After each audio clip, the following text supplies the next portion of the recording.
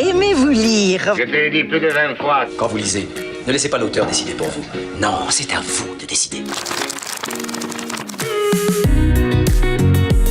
FDL, la fréquence des loisirs, c'est l'instant fréquence des lectures pour les fans de lecture. Aujourd'hui, c'est la chronique bande dessinée présentée par Françoise.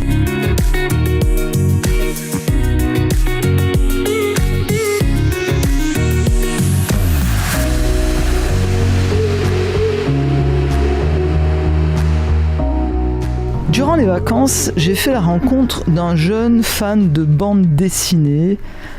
On peut dire aussi d'un grand lecteur, parce que c'est un grand lecteur. Il se prénomme Eflam.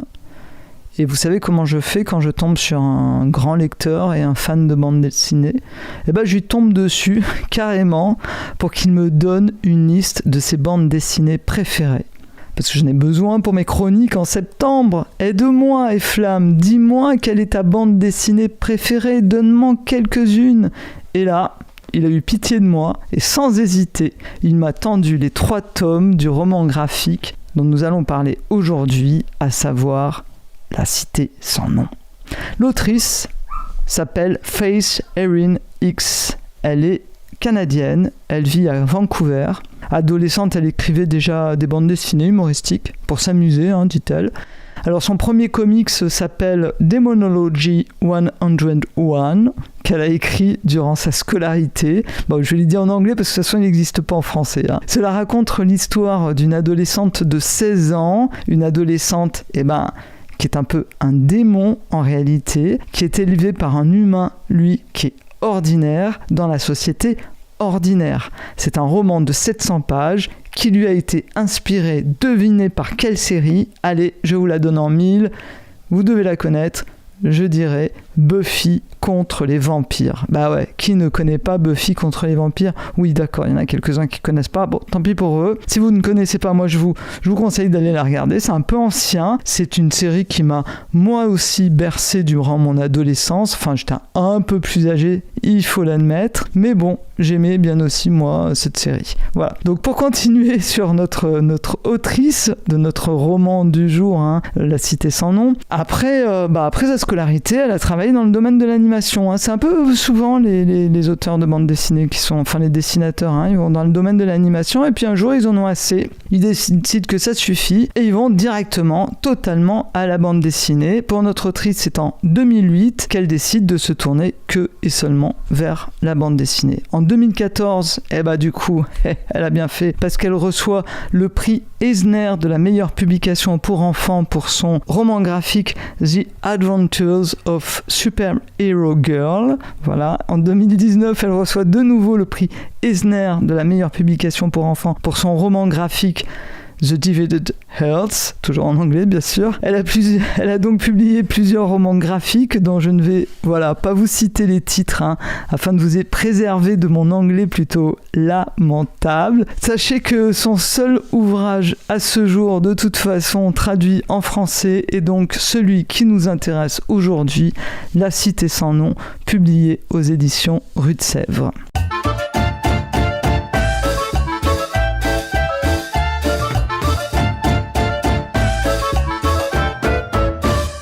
Bon, comme d'hab, je vais vous spoiler la conclusion de ma chronique.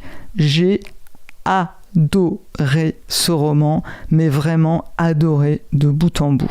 C'est un roman qui s'adresse à des enfants, je dirais à partir de 7-8 ans, n'est-ce pas Eflam? Petite dédicace, bien sûr, puisque c'est lui qui me l'a conseillé, donc il faut bien que je parle de lui. Inutile d'être un grand lecteur, car le texte n'est pas omniprésent dans l'aventure. On a de nombreuses planches qui sont juste dans l'action, et c'est déjà pas mal. Parce que de l'action, vous allez voir, il y en a.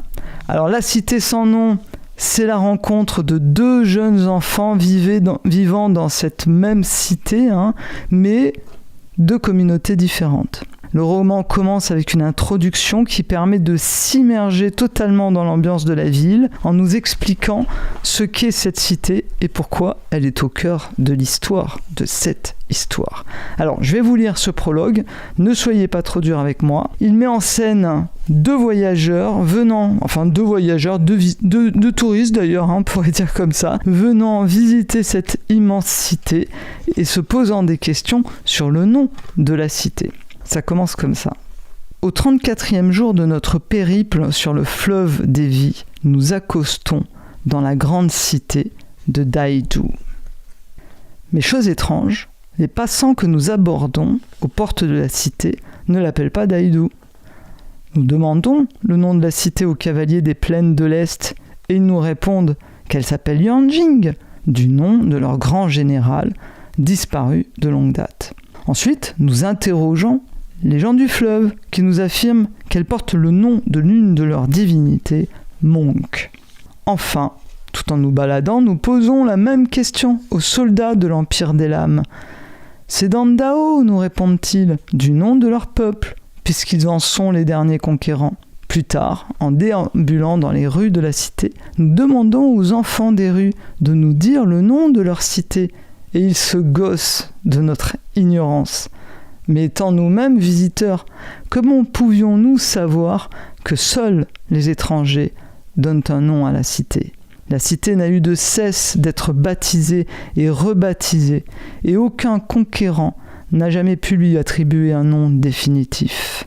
Nous poursuivons notre descente du grand fleuve des vies, laissant derrière nous la cité aux 1000 noms, la cité aux noms oubliés, la cité sans nom.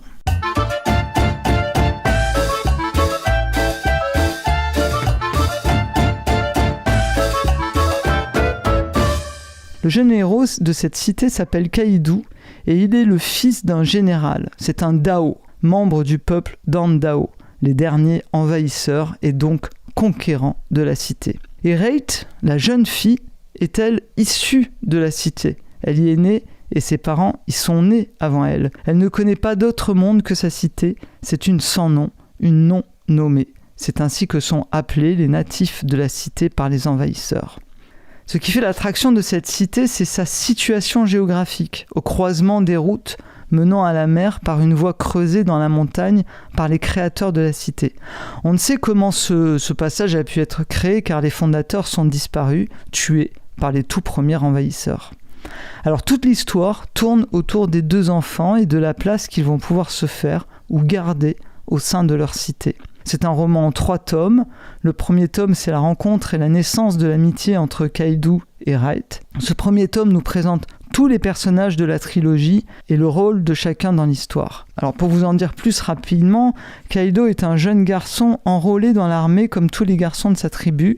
Il vient dans la cité afin d'apprendre à se battre. En réalité, ce n'est pas la raison réelle de son désir de venir dans la cité.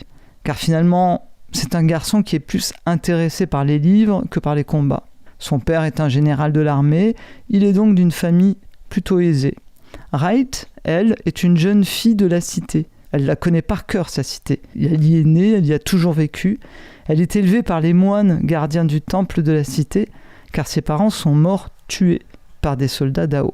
Alors bien sûr, ces deux enfants vont apprendre à se connaître, ils vont bien sûr se lier d'une belle amitié qui va les aider à affronter les préjugés des adultes. Des adultes qui sont au départ surtout du clan des Dao, les envahisseurs qui se considèrent donc eux-mêmes comme les habitants de droit de la cité et donc seuls juges de vie et de mort des natifs. Il y a aussi les moines qui sont respectés par les Dao car ils restent neutres dans les conflits entre envahisseurs, puisque la ville, du fait de sa situation, est continuellement attaquée par de nouveaux envahisseurs. Bon, alors tout cela est très facile à comprendre pour les enfants, car vraiment, c'est bien expliqué par les deux enfants de l'histoire. Il faut savoir que le tome 2 et le tome 3 se compliquent un petit peu, car l'intrigue prend de l'ampleur pour s'achever dans le tome 3. C'est donc un roman à suivre en 3 tomes. L'intrigue, pour vous en dire un peu plus, se situe dans les dissensions dans la famille du chef des Dao. Le prince héritier souhaite le pouvoir alors que son père décide de partager ce pouvoir avec les communautés vivant dans la cité. Finalement, le père, il est un peu gentil.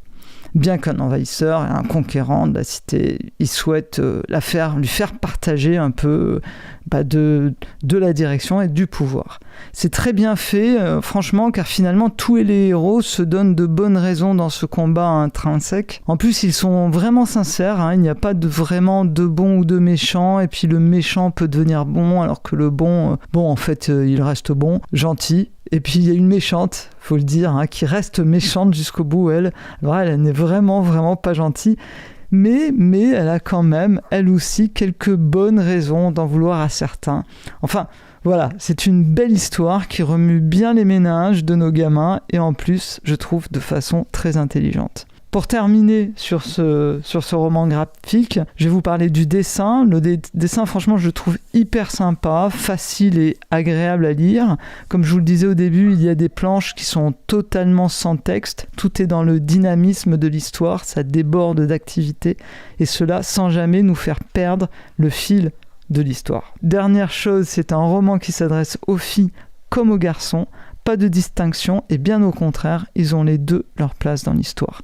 C'est vraiment une belle histoire et je remercie de nouveau Eflam, jeune garçon de 8 ans, de me l'avoir conseillé à mon tour. Je vous le conseille ardemment. C'était donc La Cité sans nom de Faith Erin X. Pour en savoir plus, n'hésitez pas à aller sur notre site internet où vous aurez toutes les infos sur ce roman, bien sûr. Et où vous pourrez réécouter d'ailleurs le podcast aussi.